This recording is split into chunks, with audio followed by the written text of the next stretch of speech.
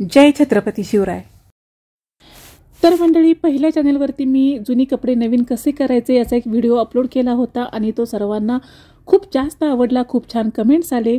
तर म्हटले की चला या चॅनलवरतीही त्याची माहिती आपण देऊ।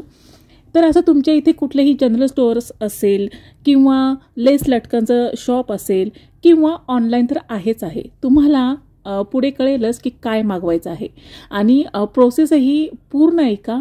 व्हिडिओ अजिबात स्किप करू नका। स्किप केला तर एखादी माहिती तुमच्याकडं ती पोहोचणार नाही आणि मग ती अर्धवट माहितीने मग काहीतरी तुम्ही विचित्र व्याप करून ठेवाल। तर हे जे काही शर्ट्स आहेत माझ्या अहोंचे, तर बऱ्यापैकी त्यातले 2 शर्ट्स हे ब्रँडेड आहेत, पण ब्रँडेड जरी असलं तरी त्याचे कलर्स खूप लाईट झालेले आहेत आणि 2 शर्ट आहेत ते असेच लोकल आहेत। तर म्हटलं की हे जे आहेत ना, या शर्टना थोडंसं कलर देऊया, त्याच्यासाठी मी एक रेड कलर आणि एक ब्ल्यू कलर घेतला होता। तर हा जो शर्ट आहे हा पीच कलरचा आहे। तर तुम्ही पीच कलरचाही कलर मिळतो, सर्व प्रकारचे कलर मिळतात, पण मला रेड हवा होता। आता हे बघा, हा इतका चांगला शर्ट होता, पण ठीक आहे, झालं तर बघू, ट्राय करायला काय हरकत आहे। आता तसाही तुम्ही जर फेकणार असाल तर असं करून बघा। मी याच्या पाठीमागे जे काही कपडे असे कलर केलेत ना, ते अतिशय उत्तम असे झालेले आहेत। त्याच्यामुळे मी विचार केला की चला करून बघू।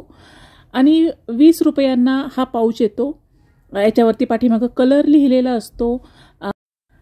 पातेल्यामध्ये पाणी चांगलं उकळायचं, म्हणजे त्याला चांगली उकळी आल्याशिवाय त्याच्यामध्ये कलर टाकू नका। उकळी आल्यानंतर त्याच्यामध्ये कलर तुम्ही तो टाका। आता ते कलर जे आहे ना, तुम्हाला कपडा किती डार्क हवा किंवा थोडासा फेंट हवा त्यानुसार तो कलर टाकायचा आहे। जे कापड तुम्ही त्यामध्ये टाकणार आहे ते तुम्ही पूर्ण भिजवून चांगलं पिळून घ्यायचं आहे, तसंच कोरडं टाकायचं नाही। तर याच्यामध्ये कलर हळूहळू टाका, एकदम टाकू नका। तुम्हाला जसं जसं हवं तसं त्याच्यामध्ये कलर टाका। त्याच्यानंतर त्याला 15 मिनिट उकळी आणा, म्हणजे पाणी उकळल्यानंतर त्याच्यामध्ये तुम्ही कलर टाकलात की त्याच्यानंतरही 15 मिनिट तुम्हाला ते पाणी उकळायचे। त्याच्यानंतर त्याच्यामध्ये तुम्हाला 1 मूठ इतकं मीठ टाकायचं आहे, म्हणजे तुमचं अर्ध पातेलं किंवा थोडंसं त्याच्यापेक्षा जास्त पाणी आहे तर त्याला 1 मूठ मोठं मीठ टाकायचं आहे। त्याच्यानंतर तुम्ही हळूवार त्याच्यामध्ये तुमचा कपडा टाका आणि एखादी लांब काठी किंवा लांब सळी वगैरे घ्या आणि त्यानेच तो कपडा हलवायचा आहे। तुम्ही कसं ना, उकळतं पाणी असतं, अंगावर येऊ शकतं, तर ते कापड जे आहे ना ते चांगल्या पद्धतीने त्याच्यामध्ये तुम्हाला डीप म्हणजे काय म्हणायचं, चांगलं बुडवायचं आहे। म्हणजे कुठल्याही बाजू त्याच्यामध्ये अशी ओपन नाही राहिली पाहिजे, त्यामुळे सतत त्याला ना असं त्याच्यामध्ये डीप करत राहायचं। ते ही जी प्रोसेस करता त्यावेळेला गॅस बंद नाही करायचा, पाणी उकळतं राहिलं पाहिजे।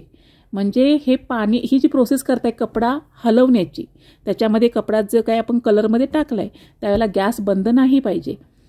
आता हा जो कलर आहे ना, हा पक्का कलर तुम्हाला ऑनलाईनही मिळतो आणि तुम्हाला मी दाखवलंय पाऊच, तर तुम्ही फॅब्रिक कलर, पक्का रंग असं जरी टाईप केलं तरी तुम्हाला ते मिळून जातं।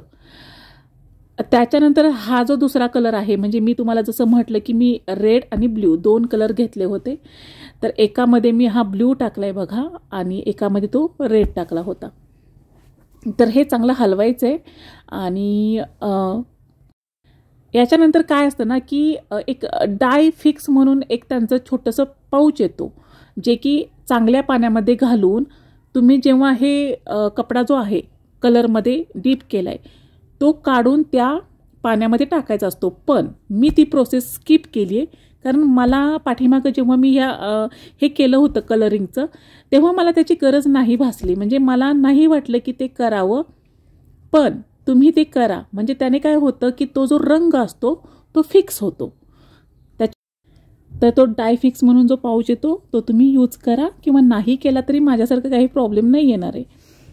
तर हा जो कलर आहे ना, ह्याच्यामध्ये बघा व्हाईट हे आहेत, स्ट्रिप्स आहेत। व्हाईट नाहीत ॲक्च्युली, ते लाईट ब्ल्यू आहेत, त्याच्यामध्ये व्हाईट दिसतात, पण त्याला जसा हवा तसाच कलर होणार, म्हणजे जे डार्क आहे त्याला डार्क कलर जाणार आणि जो फेंट आहे त्याला फेंट जाणार। मगाशी जो मी केला ना त्याला व्हाईटला काही प्रॉब्लेम नाही आला।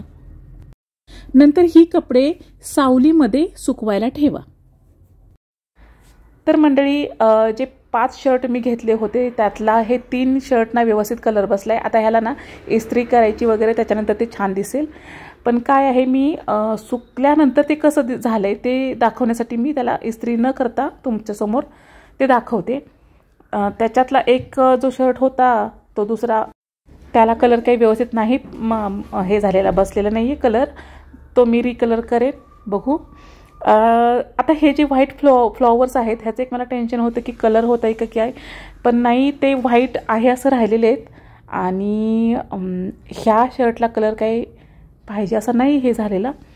माझं एक सजेशन आहे तुम्हाला की जो जास्तीचा कलर असतो किंवा जे काही कलर करेक्टिंगचं जे काही काम करतं ना, तर ते डायफिक्स जो पाऊच येतो आफ्टर कलर, म्हणजे तुम्ही जेव्हा कलरची जी प्रोसेस करता त्याच्यानंतर तुम्हाला त्यातून काढून गरम उकळत्या पाण्यातून काढून ते एकाच स्वच्छ बादलीत पाणी घ्यायचं, त्याच्यामध्ये तो पाऊच डायफिक्स जे असतं छोटा पाऊच असतो, तर ते त्याच्यामध्ये घालून त्याच्यामध्ये हे कपडे डीप करायचे आणि त्याच्यानंतर काढून ते सुकवायचे. त्याने काय होतं की हा जास्तीचा कलर जो आहे तो, आणि कलरची काय म्हणतात नंतर तो जात नाही, म्हणजे फिक्स होतो कलर, थोडक्यात कलर फिक्स होतो. तर मी नाही यूज केलं ते, पण तुम्ही यूज करा. तर हे अगदी छान झालेत बघा शर्ट, अगदी एकदम डल झालेले ना, ते खूप छान दिसायला लागलेत. हा रेड शर्ट तरी एकदम परफेक्ट झाला आहे. पीच कलर होता, त्याला मी रेड केला आणि मस्त झाला आहे, खूप सुंदर. आणि कॅमेरामध्ये थोडासा कलर डाऊन दिसतोय, पण प्रत्यक्षात मात्र कलर खूप छान बसला आहे त्याला. आणि ते जे व्हाईट फ्लॉवर आहेत ना ते आहे असे राहिलेत, त्याच्यामुळे हा एक मला बेनिफिट चांगला मिळाला. बाकी तो जो दुसरा ब्ल्यू शर्ट आहे त्याचे मात्र ते जे काही स्ट्रॅप होते ना, ते जे काही स्ट्रिप्स आहेत त्याच्यावरती मात्र थोडाफार हा शर्टचा कलर काही मला नाही योग्य वाटला. ठीक आहे, मी त्याला रिकलर करेन. तर कसा वाटला तुम्हाला व्हिडिओ? हेल्पफुल वाटला असेल तर नक्की कमेंट करा, लाईक करा, शेअर करा आणि चॅनलला नक्की सबस्क्राईब करा. बेल आयकॉनला क्लिक करा. तुमच्याकडे ऑल नोटिफिकेशन येण्यासाठी बेल आयकॉनमध्ये ऑलला क्लिक करा. तर तुम्हाला मी जसं मगाशी सांगितलं तसं नवीन कपड्यावरती हा प्रयोग करू नका. धन्यवाद.